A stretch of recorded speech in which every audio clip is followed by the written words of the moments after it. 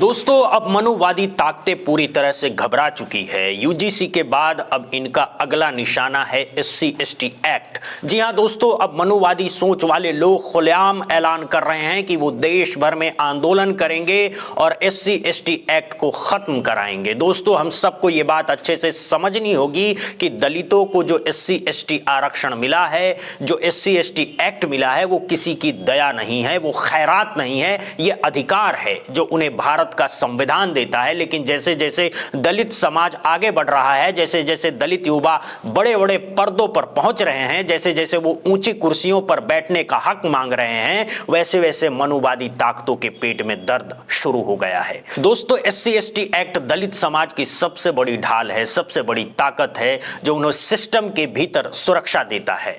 और अब इसी ताकत को छीनने के लिए मनुवादी देशव्यापी आंदोलन की तैयारी कर रहा है। खबर बड़ी है, गंभीर है और हम सभी को इसे जरूर समझना चाहिए। आज तक के हवाले से खबर सामने आई है, हेडलाइन साफ साफ कहती है अब एससी एसटी एक्ट खत्म कराने को होगा आंदोलन। सस्पेंड पीसीएस अफसर अलंकार अग्निहोत्री का ऐलान। दोस्तों आप सभी जानते हैं कि हाल ही में अलंकार अग्निहोत्री सस्पेंड हुए हैं और सस्पेंशन के बाद इनका असली चेहरा सामने आ गया है। पद पर रहते हुए शायद इनके अंदर का जातिवाद दबा हुआ था, लेकिन जैसे ही कुर्सी गई वैसे ही जातिवादी सोच बाहर निकल कर आ गई है। दोस्तों यही होता है जब ऐसे लोग सत्ता और सिस्टम में बैठे रहते हैं। अगर ये बड़े पर्दे पर जमे रहे तो समाज में जहर फैलाने से कोई इन्हें नहीं रोक सकता है। अब इन्होंने खुलेआम ऐलान कर दिया है कि पूरे देश में आंदोलन होगा और एससी एसटी एक्ट को खत्म कराकर ही दम लेंगे। यूजीसी के मामले में इन्हें थोड़ी सी राहत क्या मिली, मनुवादी अपनी औकात भूल बैठे हैं। अब ये मर्यादा की सारी सीमाएं लांघने को तैयार हैं। खबर में साफ लिखा है बरेली से सिटी मजिस्ट्रेट पद से इस्तीफा देने वाले सस्पेंड पीसीएस अधिकारी अलंकार अग्निहोत्री ने एससी एसटी एक्ट को काला कानून बताया है और इसे खत्म कराने के लिए देशव्यापी आंदोलन की बात कही है। इनका कहना है कि अगर सरकार ने संसद का विशेष सत्र नहीं बुलाया तो पूरे देश में आंदोलन होगा। इन्होंने दावा किया है कि हजारों समर्थक इनके साथ हैं और ये एक्ट खत्म कराकर ही मानेंगे। तो दोस्तों अब सवाल हमारे सामने है, अब बारी हमारी है, ये हम सभी की जिम्मेदारी है कि एससी एसटी एक्ट को बचाया जाए। ये कानून भीख में नहीं मिला है, ये संघर्ष से मिला है, संविधान से मिला है और हम इसे बचाने के लिए लोकतांत्रिक तरीके से, संवैधानिक तरीके से हर मंच पर आवाज उठाने के लिए तैयार हैं। एक अलंकार अग्निहोत्री क्या हजारों अलंकार अग्निहोत्री भी आ जाएं तो भी इस कानून को खत्म नहीं किया जा सकता है, क्योंकि दोस्तों ये दान नहीं है, ये एहसान नहीं है, ये हमारा अधिकार है। दोस्तों सबसे पहले एक बात साफ समझ लीजिए, एससी एसटी एक्ट कोई एहसान नहीं है, कोई दया नहीं है, बल्कि ये दलितों का संवैधानिक अधिकार है। और अब देखिए खबर में साफ लिखा है बरेली के सिटी मजिस्ट्रेट पद से इस्तीफा देने के बाद अचानक सुर्खियों में आए पीसीएस अधिकारी अलंकार अग्निहोत्री ने अब एक और नया ऐलान कर दिया है। दोस्तों अब ये साहब खुलेआम एससी एसटी एक्ट के खिलाफ मोर्चा खोलते नजर आ रहे हैं। यूजीसी के नए नियमों का विरोध करने के बाद उन्होंने एससी एसटी एक्ट को काला कानून बताकर इसे खत्म करने की मांग कर दी है। इनका दावा है कि इस कानून के तहत दर्ज होने वाली 95% से ज्यादा शिकायतें फर्जी होती हैं। यानी दोस्तों इनकी सोच सुन लीजिए, तुम किसी को प्रताड़ित करो, तुम किसी को मानसिक रूप से तोड़ो, तुम लोगों को जाति के नाम पर जलील करो, वो सब ठीक है, लेकिन अगर कोई पीड़ित शिकायत दर्ज करा दे तो वो शिकायत फर्जी हो जाती है। दोस्तों यही है मनुवादी मानसिकता और अब इन लोगों को इनकी औकात दिखाने का वक्त आ गया है।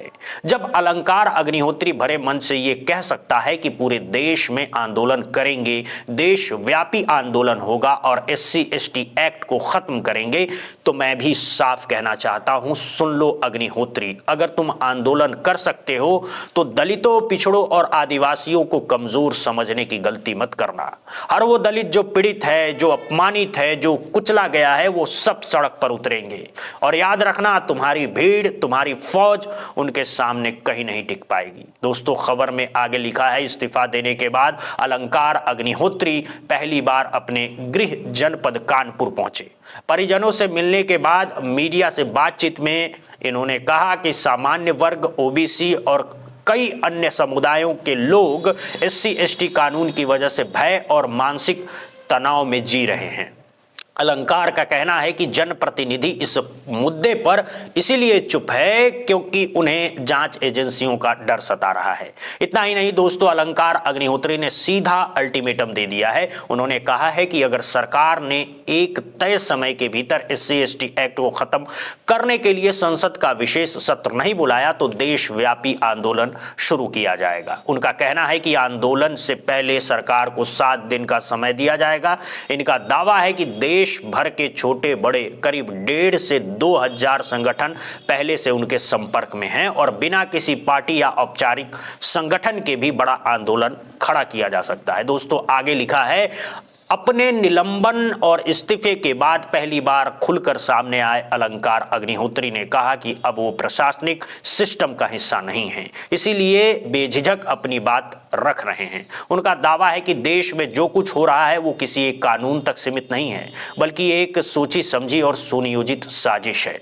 अलंकार के मुताबिक 2027 में होने वाले उत्तर प्रदेश विधानसभा चुनाव को प्रभावित करने के लिए केंद्र स्तर पर राजनीतिक तरीके से कदम उठाए गए हैं। वो ये भी कहते हैं कि देश में सिस्टम को कुछ खास लोगों ने हाईजैक कर लिया है और उसी के जरिए जनप्रतिनिधियों पर दबाव बनाया जा रहा है। तो दोस्तों यहां आप साफ देख सकते हैं कि अलंकार अग्निहोत्री पूरे मोर्चे में आ चुके हैं और उनकी कोशिश कहीं ना कहीं एक ही दिशा में जा रही है, SC ST एक्ट को खत्म कराने की। दोस्तों अलंकार अग्निहोत्री जैसे तमाम मनुवादियों ने एक बहुत बड़ा गलतफहमी पाल ली है। इन लोगों को लग रहा है कि UGC के नियमों पर जो रोक लगी वो इनकी वजह से लगी है। यही इनकी सबसे बड़ी भूल है और यही इनकी सबसे बड़ी गलतफहमी भी है। मतलब भाई फेसबुक पर एक पोस्ट डाल दी और सोच लिया कि हमने सिस्टम हिला दिया। वाह रे वाह, जब कुछ उखाड़ नहीं पाए तो अब झूठ का ढिंढोरा पीटने लगे हैं और इसी गलतफहमी में अलंकार अग्निहोत्री भी खुद को क्रांतिकारी समझने लगे हैं। अब इन्हें लग रहा है कि जब UGC में कुछ असर दिख गया है तो चलो अब SC ST एक्ट को भी खत्म करा देते हैं। दोस्तों यहीं से असली खेल शुरू होता है। खबर में साफ लिखा है कि अलंकार अग्निहोत्री ने ED CBI और इनकम टैक्स को लेकर गंभीर आरोप लगाए हैं। अपने बयान में उन्होंने कहा है कि प्रवर्तन निर्देशालय यानी ED, केंद्रीय जांच ब्यूरो यानी CBI और इनकम टैक्स विभाग का इस्तेमाल डर और दबाव बनाने के लिए किया जा रहा है। उनका कहना है कि इसी डर की वजह से देश भर में विरोध होने के बावजूद कई सांसद और विधायक खुलकर सामने नहीं आ पा रहे हैं। अलंकार के शब्दों में जनप्रतिनिधियों पर एक तरह की कैप लगा दी गई है। मतलब अगर कोई आवाज उठाएगा तो उसके पीछे जांच एजेंसियां लगा दी जाएगी। इसीलिए उनके मुताबिक इतने बड़े बड़े मुद्दों पर न संसद में आवाज उठती है और ना ही सड़कों पर वैसे विरोध दिखाई देते हैं। अब दोस्तों यहां आप देख सकते हैं कि अलंकार अग्निहोत्री किस कदर फायर हो चुके हैं। पता नहीं किस नशे में हैं, किस अहंकार में हैं कि हम ये कर देंगे, हम वो कर देंगे। भाई एक सीधा सा सवाल है, SC ST एक्ट के खिलाफ आखिर जाएगा कौन? अगर SC ST एक्ट थोड़ा सख्त है भी तो इन लोगों को इतनी जलन क्यों है? यहीं से साफ समझ आता है कि असली तकलीफ क्या है और इसी तकलीफ में अलंकार अग्निहोत्री खुलेआम ऐलान कर रहे हैं कि हम SC ST एक्ट को खत्म करा देंगे। खबर में आगे लिखा है, जब उनसे पूछा गया कि क्या वो कोई राजनीतिक पार्टी बनाने जा रहे हैं तो उन्होंने साफ कहा है कि अभी उनका फोकस पार्टी पर नहीं बल्कि सिर्फ मुद्दे पर है और उनका एकमात्र एजेंडा क्या है, SC ST एक्ट को खत्म कराना।